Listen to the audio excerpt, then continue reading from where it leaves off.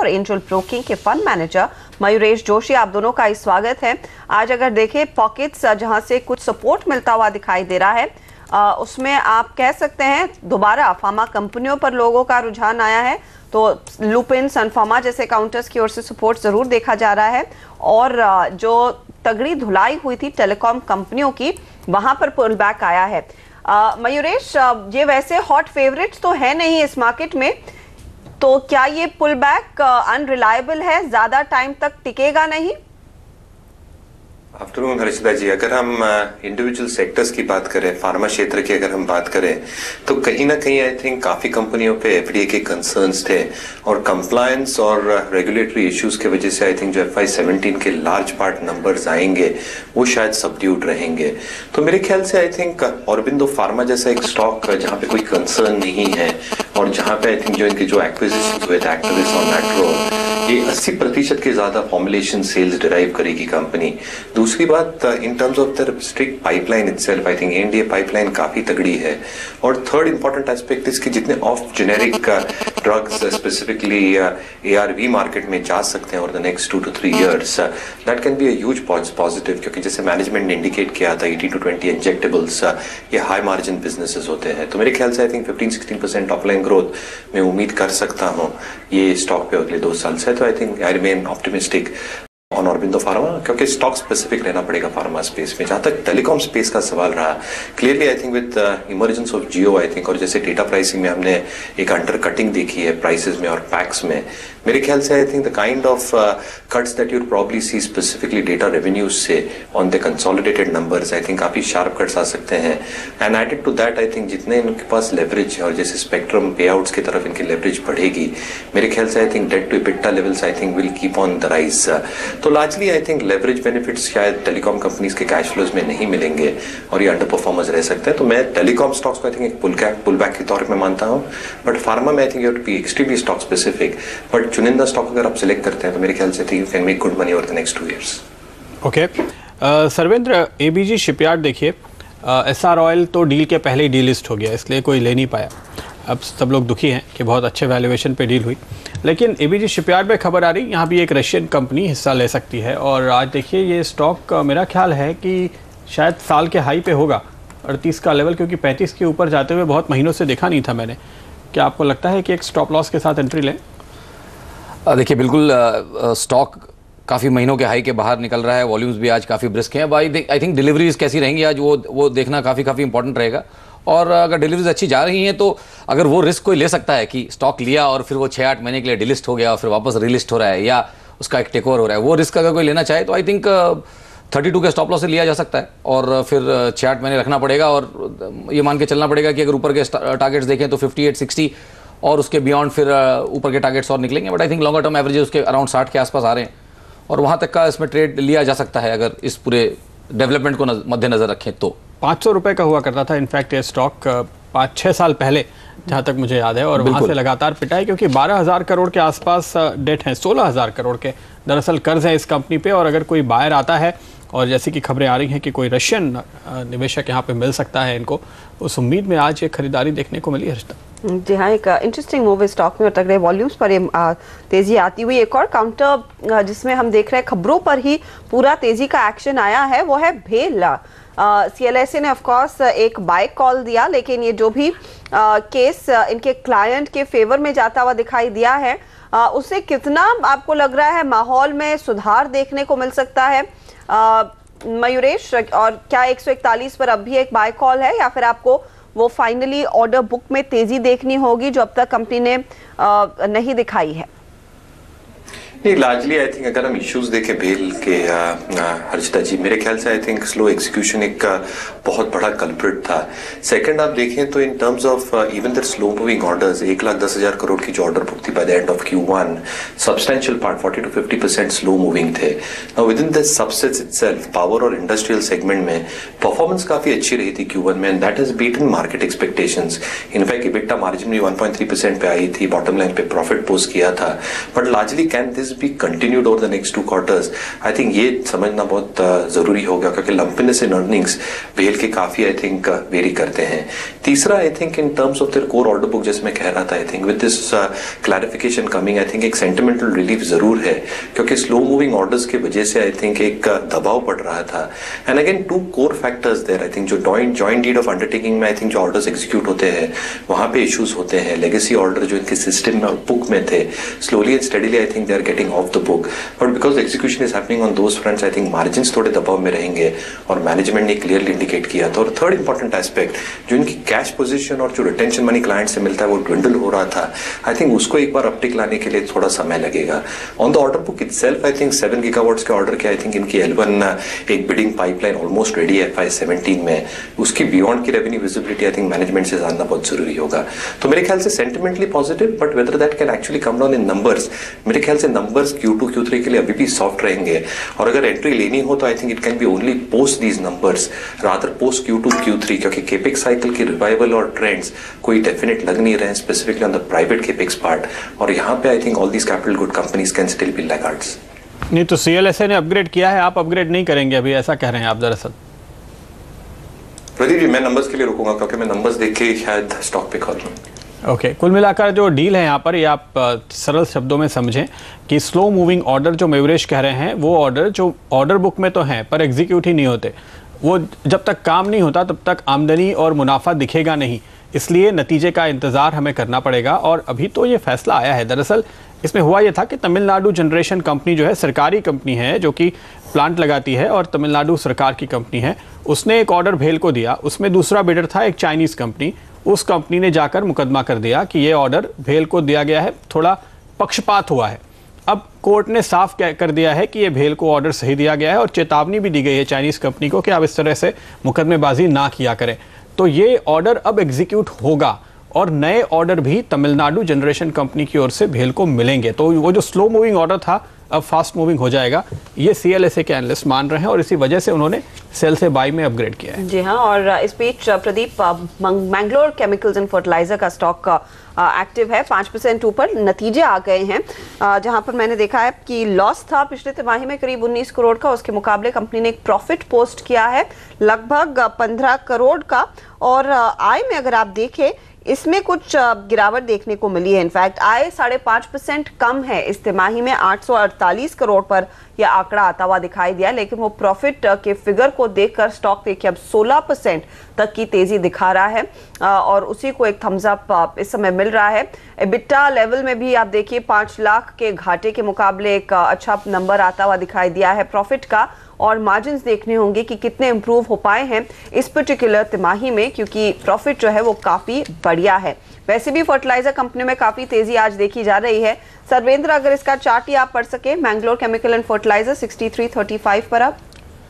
बिल्कुल हर्षिता जी, देखिए regular coverage में तो स्टॉक नहीं है, बट प्योरली मोमेंटम प्ले है, वॉल्यूम्स भी आज अच्छे हैं, तो बट अब 16% ऑलरेडी चल चुका है, तो थोड़ा कूल ऑफ मिले हैं, बट एज लॉन्ग एज ये स्टॉक अब 55-56 के सपोर्ट एरिया के ऊपर रहता है, तो आई थिंक डिप्स भी लिया जा सकता है, एज लॉन्ग एज ये 55 को होल्ड करे और उसके नीचे बंद नहीं करे। और मोमेंटम प्ले के हिसाब से आप इसमें एक 68 से 70 का टारगेट लेके चलेंगे, तो थोड़ा कूल ऑफ पे अगर एंटर करना है तो करें, कोई रेगुलर कवरेज लिस्ट में नहीं है तो कोई बहुत स्ट्रांग व्यू नहीं है इस पर। मेरे ख्याल में भी मौका भी नहीं मिलेगा, ये 20% के अपर सर्किट पर आ गया है, लेकिन नंबर्स काफी स्ट्रांग रहे हैं इस तिमाही में कंपनी के। इस बीच आपकी डिमांड पर हम जो हर रोज राय देते हैं ट्रेडर्स डिमांड में, विकास सालुंखे की राय आपके लिए हाजिर कर रहे हैं अब, और महानगर गैस की बात हो रही है, और इनका मानना है खरीदारी का मौका है। 474 के टारगेट के साथ MGL खरीदे, स्टॉप लॉस 746 रहेगा, तो 774 का टारगेट और 746 का स्टॉप लॉस, और एवर रेडी में बिकवाली करनी चाहिए 240 के टारगेट के लिए, और 258 पर आप लगाइएगा स्टॉप लॉस। ये है फिलहाल आपके लिए सलाह। 7045220000 हमारा व्हाट्सएप नंबर है, जिस पर आप अपने सवाल हमें भेज सकते हैं। हमारे जानकार आपको बताएंगे आपकी क्या ट्रेडिंग पोजीशन होनी चाहिए। फर्टिलाइजर शेयर्स की बात हो रही थी, तो आप देखिए RCF आज का स्टार परफॉर्मर है, जहां करीब करीब हफ्ते भर के वॉल्यूम हमने आते हुए देखे हैं। GNFC एक काफ़ी टॉप परफॉर्मर इस पूरे हफ्ते के लिए रहा है, हम ये कह सकते हैं। मयूरेश, आप क्या चुनेंगे तमाम फर्टिलाइजर शेयरों के बीच से? सो लार्जली प्रदीप जी आप देखें तो जैसे मानसून सीजन पैन आउट हो गया है, स्पेसिफिकली जैसे अच्छे monsoon fag end of the monsoon season में आए थे, मॉइस्चर कंटेंट काफी हाई रहता है, जिसकी वजह से जो राबी का एक सोइंग होता है और जो इनिशियल ट्रेंड्स देख रहे हैं वो काफी तगड़े हैं, that will obviously benefit fertiliser companies. Second I think आप देखिए जो रियलाइजेशन इटसेल्फ है, स्पेसिफिकली यूरिया हो या डायमोनियम फॉस्फेट हो या म्यूटिएट ऑफ फॉस्फेट हो, तो जैसे हम कहते हैं यूरिया, डैप और एमओपी, आई थिंक ये तीनों की प्राइसिंग आई थिंक काफी स्टेबल और इंप्रूव हो रही है। थर्ड आई थिंक जो सेंट्रल गवर्नमेंट या यूनियन गवर्नमेंट ने 70,000 करोड़ का एक बजटिंग किया था towards fertiliser subsidy, I think expectation यही है कि जैसे पे आउट्स आते जाएंगे, रिसीवेबल्स इनके बैलेंस शीट्स पे कम होते जाएंगे। So with in this space itself I think GNFC ने एक बहुत तगड़ा परफॉर्मेंस दिया है और मेरे ख्याल से आई थिंक नतीजे भी काफी अच्छे आ सकते हैं, क्योंकि उनकी जो लॉस मेकिंग डिवीजन थी टीडीआई, वहां पे आई थिंक प्राइसिंग इंप्रूवमेंट काफी तगड़ी देखी है हमने। ये डिवीजन ने आई थिंक लॉस बनाया था ऑन अ कंसोलिडेटेड बेसिस, जिसकी वजह से ओवरऑल प्रॉफिट्स ड्रैग डाउन हुए थे, but because of pricing improvement and utilisation level sitting at 80-85%, ये डिवीजन प्रॉफिट बनाएगा। दूसरा जो इनका केमिकल बिजनेस है, I think the chemical business has done exceedingly well. In fact profit before tax I think should be quite substantial even this time around, क्योंकि जो and users हैं, leather का कंपनियां, पेंट कंपनियां, एडहेसिव कंपनियां, जहां पे केमिकल्स रखते हैं, वहां पे डिमांड काफी स्ट्रांग थी। और कोर यूरिया बिजनेस की अगर मैं बात करूं तो I think that business has remained extremely strong. जितनी डेट इनके बुक्स पे थी, I think the management is consciously trying to get this debt down. In fact revisit किया इन्होंने in terms of commercial paper being applied for, जिसकी वजह से cost of funds will come down. तो मेरे ख्याल से I think GNFC is if somebody is holding from lower levels बिल्कुल होल्ड करना चाहिए। तो मौके ज़रूर हैं यहाँ पर और जीएनएफसी एक प्रेफर्ड पिक इस समय ट्रेड के लिहाज से। लेकिन बैंक निफ्टी पर सर्वेंद्र मैं आपकी राय लेना चाहूँगी, क्योंकि रिकवरी तो आ रही थी, लेकिन अब एक बार फिर देखें तो 100 पॉइंट फिसल चुका है ये इंडेक्स। क्या सलाह होगी आपकी? देखिए आई थिंक क्लियरली जैसे कि प्रदीप जी बोल रहे थे, ये पूरा बाउंस जो है इसको पुल बैक ही क्लासीफाई कर रहे हैं, और एज लॉन्ग एज ये लोअर टॉप लोअर बॉटम का फॉर्मेशन निफ्टी बैंक निफ्टी दोनों पे कंटिन्यूड है, आई थिंक ये फॉर्मेशन निफ्टी पे ज़्यादा बेहतर है, बैंक निफ्टी पे ज़्यादा बेहतर है इनफैक्ट। और लोअर लो बना के जैसे आज ये नेगेटिव क्लोज आ रहा है, तो अज्यूम करके चलेंगे कि वो सिलसिला लोअर टॉप लोअर बॉटम्स का ऑलरेडी इंटैक्ट है, जो लोग डाउ थ्योरी देखते हैं। बट अगर बाकी सेटअप्स भी देखें तो I think pattern resistance areas पे भी है, बैंड्स पे देखें तो बैंड्स के भी मिडिल बैंड पे डेली पे ऑलरेडी ये बाउंस आके फेल हो रहा है। तो मेरा मानना ये है कि एक पुल बैक ही था, और 18,500 18,600 आई थिंक बैंक निफ्टी वो एरिया एक बार वापस रिविजिट होगा, और वहाँ पे फिर आई थिंक अगर शॉर्ट टर्म एक बॉटम बन सकता है तो वो करीब 18,500 के आसपास। ओके, तो ये संकेत फिलहाल हमें साफ तौर पे मिल रहे हैं। देखना होगा कि क्या हम थोड़ी और गिरावट यहाँ पर आते हुए देखेंगे। बाजार में आज की क्लोजिंग इंटरेस्टिंग रहेगी उस लिहाज से, क्योंकि बार बार रिकवरी की कोशिश हो रही है। लेकिन आगे बढ़े और कुछ और स्टॉक्स पर अगर नज़र डालें, काफ़ी सारे छोटे मझोले स्टॉक्स में ज़बरदस्त तेज़ी का मूड देखने को मिल रहा है। नए 52 वीक हाई जेम फाइनेंशियल्स में अभी बनते हुए नजर आए हैं, करीब 9% ऊपर है ये स्टॉक। 81 का लेवल अब देख रहे हैं, 78 का जो पिछला 52 वीक हाई था उसके ऊपर निकल गया ये स्टॉक। सर्वेंद्र क्या लगता है?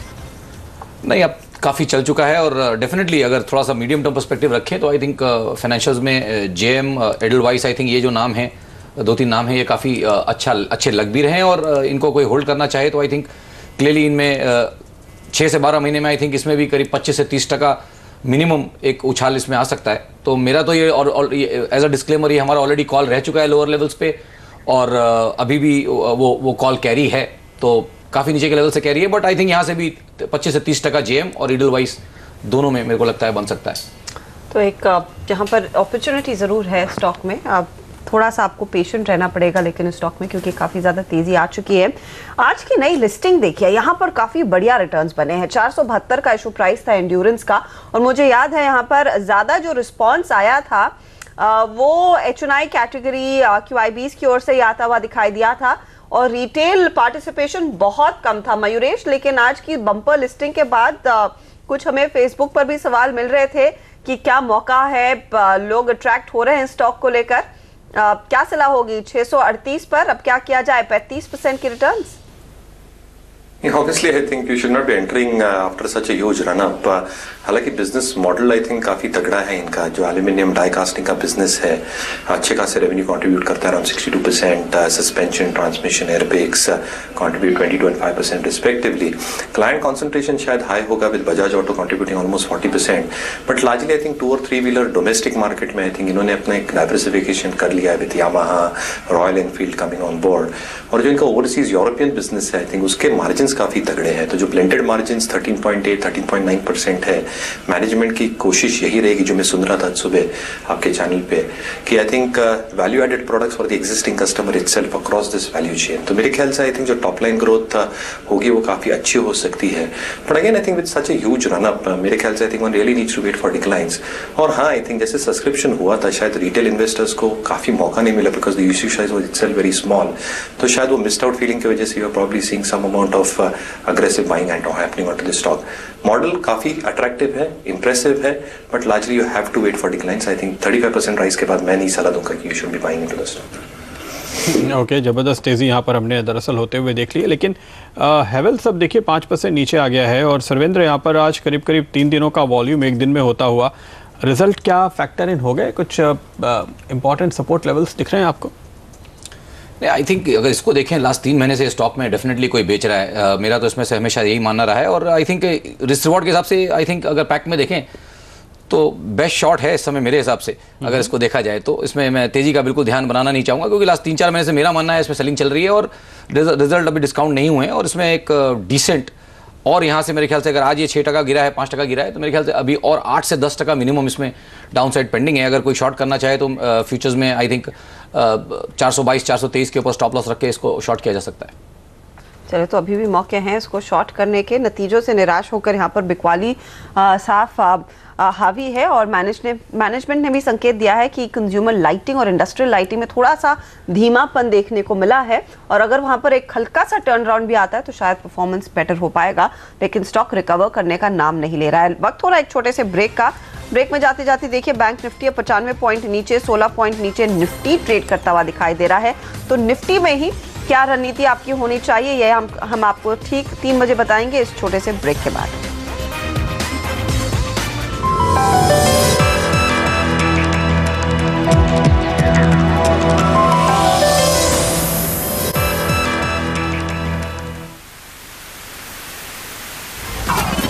Intex Aqua। स्वागत है आपका एक बार फिर, और 3 बजने ही वाले हैं। हर रोज 3 बजे हम आपको बताते हैं निफ्टी में क्या होनी चाहिए आपकी स्ट्रैटेजी, और इसके ठीक पहले आइए नजर डाल लेते हैं एक बार यूरोप और अमेरिका यानी डाउ फ्यूचर्स पे एक अंदाजा लेते हैं दुनिया के बाजारों का मूड आज कैसा है। कल की तेजी के बाद आज फ्लैट है, थोड़ा दबाव देखने को मिल रहा है यूरोप में। अमेरिका जहां लगातार एक मजबूती का रुख बना था और उसने हमारी पूरी मदद की, बिल्कुल फ्लैट है, पता ही नहीं चल रहा कहाँ जा रहे हैं। एक इंटरेस्टिंग डिबेट भी होने वाली है, लगता है लोग उसमें ज़्यादा इंटरेस्टेड हैं बजाय डाउ फ्यूचर्स देखने के, तो ट्रेड वहाँ पे फिलहाल नहीं हो रहा। लेकिन चलिए 3 बज चुके हैं, हमें तो ट्रेड करने के लिए आखिरी आधे घंटे का वक्त बाकी है। क्या करेंगे आप? निफ्टी में बाई कॉल आ रहा है रितेश चोकसे की ओर से, 8720 के टारगेट दे रहे हैं, 8600 पर स्टॉप लॉस लगाने की इनकी सलाह है। वही साथ देखिए एक और जो राय आ रही है वो है सुमित पगाड़िया की, 8700 से 8740 के टारगेट के लिए आप तेजी की पोजीशन लीजिए, स्टॉप लॉस आप लगाएंगे इस ट्रेड में 8600 पर। हमारे साथ सर्वेंद्र श्रीवास्तव है और आगे संदीप आगले का भी कॉल लेंगे। बताइए सर्वेंद्र, इस समय निफ्टी पर आपकी क्या राय है? नहीं हर्षिता जी, बिल्कुल निफ्टी तो जैसे मैंने भी डिस्कस किया, आई थिंक क्लियरली एक पुल बैक ही इसको क्लासीफाई कर रहे हैं, और पुल बैक ही मान के चलेंगे तो शॉर्ट ही करेंगे। बस थोड़ा सा ये है कि क्योंकि वॉलेटिलिटी थोड़ी ज़्यादा है तो स्टॉप लॉस थोड़ा सा जो कंसेंसस प्राइस एरिया है उसके थोड़ा ऊपर लगाएंगे। सो 8750 8760 के ऊपर ना लगा के स्टॉप लॉस को लगाएं स्पॉट में 8782.60, और निफ्टी को शॉर्ट करें और टारगेट्स रखें 8500 के आसपास, 85-85-20 टारगेट्स रखें। मेरे ख्याल से नेक्स्ट 3 से 4 दिन में आने चाहिए। ओके, ये राय आपके लिए फिलहाल आती हुई। मंदी की 8520 और 8500 के टारगेट आ सकते हैं, स्टॉप लॉस 8782 पे। संदीप हमारे साथ जुड़ चुके हैं। संदीप, क्या है आपकी कॉल निफ्टी पे? आफ्टरनून प्रदीप, मैं लॉन्ग करने की सलाह दूंगा। मेरे हिसाब से आज का जो मूव है वो कंसोलिडेशन है और तेजी बरकरार रहनी चाहिए, तो मैं निफ्टी अक्टूबर फ्यूचर्स 8590 के स्टॉप लॉस से बाय करने की सलाह दूंगा फॉर अ टारगेट ऑफ 8760, और शायद हम 88-8850 के बीच में कहीं आगे चलकर जा सकते हैं अगले 3 या 4 दिनों में। ओके, तो तेजी की राय यहाँ पर आती हुई 8700 के ऊपर ही हमारे जानकारों की नजरें हैं। हमारे साथ अब जुड़ गए हैं एक और जानकार, दीपन मेहता। दीपन, गुड आफ्टरनून, स्वागत है आपका CNBC आवाज पर। रिजल्ट सीजन अब फुल स्विंग में शुरू होता हुआ दिखाई देगा, और ऑफ कोर्स मेरे ख्याल में इस समय ज्यादा फोकस ग्लोबल मार्केट्स पर है।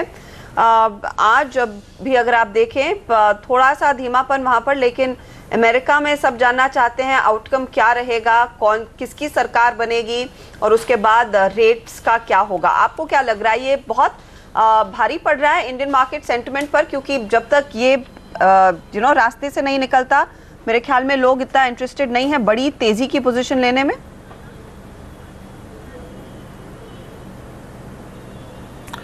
जी हाँ, ज़रूर एक रिस्क फैक्टर है, स्पेशली यूएस इलेक्शंस और उसके बाद अगर फेड इंटरेस्ट रेट बढ़ाती है तो जो ग्लोबल फ्लोज पे है उस पर असर आ सकता है। So yes, that definitely is a risk factor. पर इंडियन मार्केट्स और जहाँ पर ग्रोथ मिल रही है, I think investors are looking at increasing their exposure over there. और हमने देखा है कि जैसे थोड़ी बहुत करेक्शन आ जाती है, बाइंग शुरू हो जाती है, वेदर इट इज़ FIIs और domestic investors. So one would have to if you see the full picture, I think that थोड़ी बहुत घबराहट आ सकती है, थोड़ी बहुत बिकवाली आ सकती है when the actual event takes place which is adverse.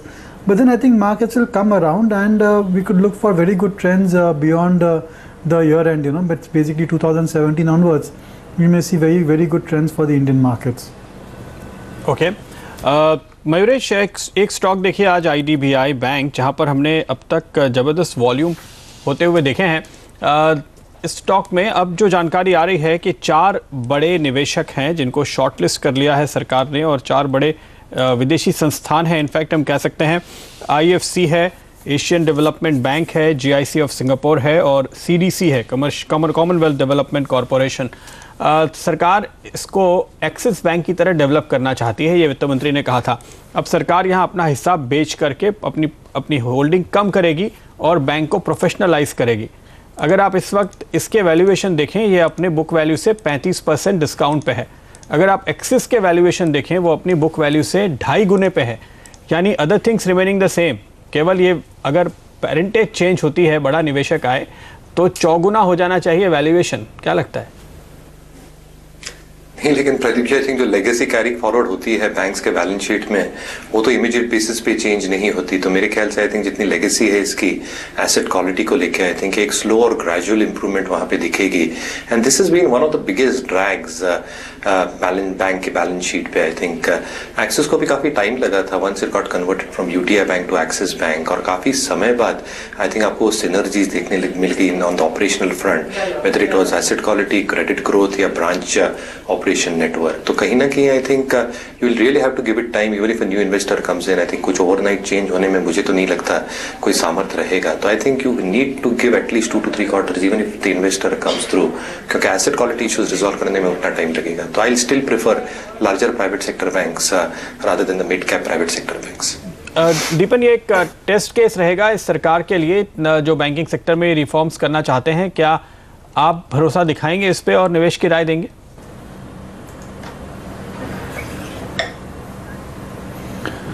No, I think that there are many other better choices in the banking and financial services sector. NBFCs भी है, अलग प्राइवेट सेक्टर बैंक्स भी है, and I think this is थोड़ा late है, I think in the sense कि ये जो मूव थी गवर्नमेंट की, they should have done it a few years ago, but now with increase competition and so much of choice available, I don't know whether investors will buy that story. So हमारा view इतना positive नहीं है as far as IDBI bank is concern. काफ़ी कुछ issues भी है इनके balance sheet के साथ में in terms of NPAs as well, और growth also has been lagging, they have been losing market share. तो इस शेयर को हम अवॉइड करना चाहेंगे। बैंक्स के साथ रहते हुए ही एक और निजी बैंक जिस पर आपकी नजरें होनी चाहिए वो है yes bank. Of course stock में पीछे काफी बिकवाली का दबाव आता हुआ दिखाई दिया, लेकिन आज देखिए थोड़ा सा एक्शन में है और कल बैंक के नतीजे पेश होने वाले हैं। हमारे साथ पूजा त्रिपाठी जुड़ गई हैं। पूजा, बताइए क्या उम्मीद कर रहा है बाजार? येस बैंक से स्टेबल नंबर्स की उम्मीद है। जो ग्रोथ मेंटेन करती आई हुई है बैंक करीब 26% की, वो इस बार भी मुनाफे के फ्रंट पर मेंटेन रहेगी। और नेट इंटरेस्ट मार्जिन बैंक के काफ़ी स्ट्रांग होंगे, जिसके कि 3 कारण होंगे। बैंक के कॉस्ट ऑफ फंड में कमी देखने को मिलेगी, लोन ग्रोथ काफ़ी अच्छी होगी, और सबसे ज़्यादा सपोर्ट बैंक को इस बार रिटेल की तरफ से मिलेगा, जिस पर कि काफ़ी समय से बैंक फोकस करते हुए आ रही है। एसेट क्वालिटी की अगर बात करें तो अभी एक ही बार प्रोसेस ख़त्म होने के बाद काफ़ी सारे प्राइवेट बैंक्स और PSU PSU बैंकों के जो NPA लेवल्स थे वो बड़े थे, लेकिन येस बैंक के ग्रॉस NPA और नेट NPA के लेवल 1% के नीचे ही रहे AQR प्रोसेस होने के बावजूद। तो यहाँ पर भी हम उम्मीद कर रहे हैं इस क्वार्टर भी कि जो ग्रॉस NPA के लेवल्स रहेंगे वो 1% के नीचे ही रहेंगे। इस तिमाही खास नज़र होगी QIP पर, कि माना जा रहा है कि इस बार की बोर्ड की बैठक में बैंक QIP पर भी एक निर्णय ले सकती है, जिसको कि बीच में विड्रॉ कर लिया था और बैंक की $1 बिलियन कुछ जुटाने की योजना थी। तो इसको लेकर किस तरह के निर्णय आते हैं, इस पर भी हमारी नज़र रहेगी। ओके, तो ये काफ़ी अहम डेवलपमेंट हो सकती है अगर QIP पे कुछ और जानकारी मिले। आपको ख्याल होगा कि करीब 1450 के आसपास तक के लेवल छूने के बाद ये स्टॉक तेज़ी से गिरा था और अब संभलने की कोशिश करते हुए नतीजे फिर बेहतर आने की उम्मीद, जैसे कि पूजा बता रही हैं। शुक्रिया पूजा आपका। सरविंद्र, आप कैसे देखते हैं इसको चार्ट्स पे एक गिरावट के बाद? क्या आपको लगता है कि जो निराशा थी, सप्लाई यहाँ पर एब्जॉर्ब हो चुकी है और एक तेज़ी बन सकती है फिर? नहीं, देखिए प्रदीप, थोड़ा मुश्किल लगता है। आई थिंक लास्ट जो ये 6-8 हफ्ते पहले जो गिरा था ये 2 हफ्तों में, आई थिंक लास्ट 4-5 हफ्ते से उसका पुल बैक चल रहा है। हम 50% के पार भी नहीं हो पाए हैं। तो अब जस्ट क्योंकि नतीजे हैं तो उसको अवॉइड करेंगे आज के लिए, बट आई थिंक अगर कल थोड़ी क्लैरिटी आ जाए और अगर किसी भी कारण से ये रेंज को नीचे ब्रेक करता है तो आई थिंक अभी बैंकिंग स्पेस में येस बैंक में डेफिनेटली फिर और थोड़ा प्रेशर आ सकता है। तो मैं डेफिनेटली नतीजों के बाद इसमें ट्रेड करना चाहूँगा, बट आई थिंक जो भी होगा वो 1-2 दिन शॉर्ट लिव्ड होगा और ये बाउंसी है, इसमें एक लेग नीचे डेफिनेटली और पेंडिंग है, ऐसा अपना फिलहाल का मानना है। ओके, तो एक पुल बैक और उसके बाद फिर से गिरावट आती हुई दिखाई दे सकती है। देखते हैं क्या रिकवर कर पाता है येस बैंक अपने QIP के डिबैकल से या नहीं। इस बीच स्पाइस जेट आपकी स्क्रीन पर लेकर आएंगे, क्योंकि स्टॉक में देखिए काफ़ी तेज़ उड़ान आती हुई 6.5% ऊपर इस समय। पिछले आधे घंटे में इसमें और 2-2.5% की तेज़ी बनती हुई दिखाई दी है। इसके सामने अगर आप इंडिगो, जेट एयरवेज भी लेकर आए, मेरे ख्याल में स्पाइस जेट में कुछ और अपना फ्लीट साइज बढ़ने वाला है, तो शायद वो एक वो बड़ा ट्रिगर रहेगा कंपनी के लिए। मयूरेश, लेकिन क्या खरीदारी की जाए 69-70 के आसपास स्पाइस जेट में? नहीं, जैसे हम ट्रेंड्स देख रहे हैं वैसे जी, I think definitely I think oil prices नीचे हैं तो लार्ज पोर्शन जितने अर्निंग्स में आने थे इन टर्म्स ऑफ मार्जिन्स वो लार्जली आ चुके हैं। दूसरा, I think ETF pricing will now be dependent purely on oil movement. तो अगर ऑयल प्राइसेस ऊपर जाती हैं तो शायद आपकी ETF प्राइसेस बढ़ जाएंगी, या अगर नीचे आती है तो कट आया जाएगा। थर्ड, आई थिंक Q3 यानी जो अपकमिंग क्वार्टर है, I think this is one of the strongest quarters, holiday season होता है और यहाँ पे आई थिंक इनके जो पैसेंजर लोड फैक्टर्स होते हैं, I think they are one of the largest and highest in industry. Fourth, इनके कॉम्पिटिटर्स आप देखें, for example IndiGo, I think जो A320 नियोज के डिलीवरी में डिले हो रहा है वहां पे उनको थोड़ी मार पड़ रही है, both in terms of utilisation levels picking up. At the same time I think जो कॉस्ट एफिशिएंसीज डिराइव करती है ये प्लेन्स, उसका direct benefit I think bottom line पे नहीं आ रहा है। स्पाइस जेट की भी आई थिंक डिलीवरीज एक्सपेक्टेड है और अगर ये लोड फैक्टर्स जैसे I think they have posted in the past few months and quarters all time highs पे रहता है तो मेरे ख्याल से I think realisation should show improvement. Competitive intensity pressures बिल्कुल रहेंगे एविएशन एज अ स्पेस में with holiday season coming around, but if they are able to garner good volume growth, मेरे ख्याल से I think numbers can be better. तो I think ये सारी variables देखने पड़ेंगे एविएशन स्टॉक्स के लिए, but largely again I think I will wait for numbers, क्योंकि नंबर्स के पहले कोई भी कॉल लेना है स्टॉक या सेक्टर पे, I think that can be a little bit of a gamble at this point of time. तो आई थिंक नंबर्स आने दीजिए, आउटलुक आने दीजिए and then will probably take a call. Okay, नतीजे देख करके कोई यहाँ पर नज़रिया बनाना चाहिए, ये सलाह फिलहाल आ रही है आपके लिए। लेकिन इस बीच आइए देखते हैं आपके सवालों पर हमारे एक्सपर्ट्स क्या जवाब दे रहे हैं। व्हाट्सएप पर आपने पूछा, राकेश बंसल का जवाब देखते हैं। क्रॉम्पटन रीव्स पे बाय कॉल है, स्टॉप लॉस 73.40, टारगेट 80 रुपए के आने की उम्मीद वो देख रहे हैं। उज्जीवन बाय कॉल है, यहाँ भी स्टॉप लॉस लगाइए 447 पे, टारगेट आएगा 497 का। अगर आपका कोई भी सवाल हो आप हमें तुरंत व्हाट्सएप पर भेजिए, हम देंगे आपके सवालों के जवाब। 70 45 22 और 4 बार 0 लिखकर आप हमें व्हाट्सएप करें। हमारा यह नंबर आप सेव करके रखें और जब भी आपके दिमाग में कोई सवाल आए आप हमें एक मैसेज कीजिए।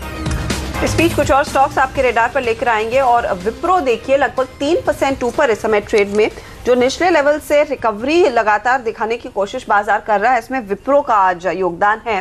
लगभग 495 के आसपास ट्रेड करता हुआ। नतीजे आएंगे 21 को, यानी कि परसों।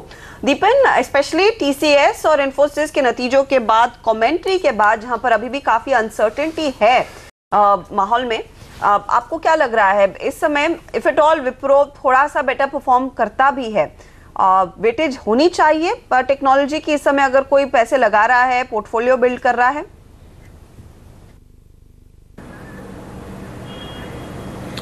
नहीं, अगर कोई पोर्टफोलियो बिल्ड कर रहा है तो I think they should certainly avoid the technology stocks, large cap as well as mid cap. लेकिन फ्रॉम ट्रेडर व्यू पॉइंट इतनी एक्सपेक्टेशंस लो है आईटी सेक्टर में कि अगर थोड़ी भी नंबर्स स्ट्रीट की एक्सपेक्टेशन से बढ़िया आते हैं then there could be a bounce of about 4-5% or so.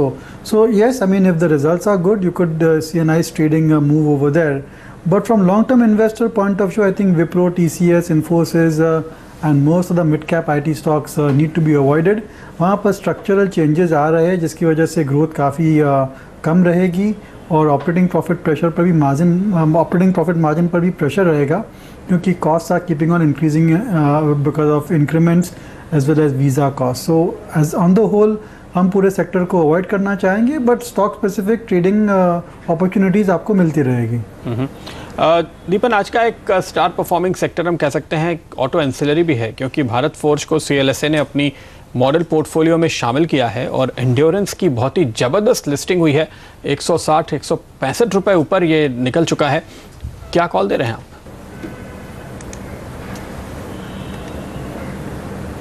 नहीं, generally very positive on auto ancillary, पर काफ़ी ज़्यादा कंपनीज लिस्टेड है इस सेक्टर में, तो ज़रूर से आई थिंक इन्वेस्टर को सिलेक्टिव रहना चाहिए। और जो कंपनियां के पास प्राइसिंग पावर है जैसे कि बॉश है या फिर हमने देखा है वैपको है, which are able to get price increases at regular intervals, और उनका जो प्रोडक्ट है वो एक यूनिक टाइप प्रोडक्ट है, थोड़ी बहुत मोनोपोली भी है, तो इन स्टॉक्स ज़रूर महंगे हैं लेकिन I think they will give better returns. या फिर ऐसी कंपनियों में निवेश करना चाहिए which are focused on new features which come in the car, जैसे कि मिंडा इंडस्ट्रीज है, मिंडा कॉर्पोरेशन है, they are focused on certain new features whether it is in terms of safety और in terms of performance. So these are slightly differentiated business models है, इनमें focus करके investor निवेश कर सकता है। Having said that, all the 4 companies I mentioned, we and our clients में be invested in it. Okay, तो अपॉर्चुनिटीज़ दूसरी हैं और आपको चुन के स्टॉक सर्च देखने होंगे पैसे लगाने के लिए। मिंडा इंडस्ट्रीज आज थोड़ा सा फ्लैट है, लेकिन दीपन कह रहे हैं एक अच्छा मौका इसमें पैसे लगाने का। लॉजिस्टिक स्टॉक्स फिर से एक्टिव हो रहे हैं और ऑफ कोर्स वो जो GST की बैठक चल रही है जिसमें रेट्स पर सभी की नजरें हैं, उसके बाद ये पूरा पैक एक्टिव होने लगा है। मयूरेश, फिर खरीदारी के मौके हैं या फिर एक बार ये शॉर्ट टर्म प्ले ही रहेगा? नहीं, ऑब्वियसली रिएक्ट करते हैं जैसे आई थिंक GST की मीटिंग्स आती हैं, जैसे रेट्स डिसाइड होंगे in the next couple of days, obviously the stocks will in the limelight. तो मेरे ख्याल से आई थिंक काफी स्टॉक स्पेसिफिक रहना पड़ेगा इस स्पेस में, जो कंपनीज के पास एसेट लाइट मॉडल तकनीकी दिक्कत यहाँ पर तगड़ी लग रही है across business segments. I think okay, I think थोड़ी सी दिक्कत है यहाँ पर। मयूरेश से हम यहाँ इजाजत लेंगे, फिलहाल वक्त हो चुका है आज के BTST कॉल्स